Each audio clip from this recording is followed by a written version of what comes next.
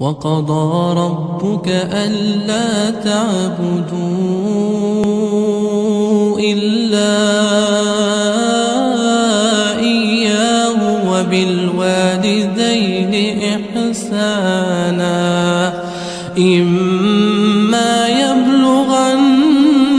عندك الكبر أحدهما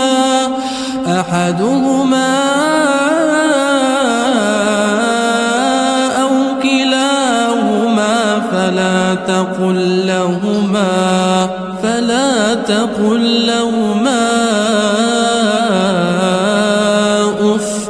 فلا تقل لهما أف ولا تنهرهما وقل لهما قولا كريما واخفض لهما جناح الذل من الرحمة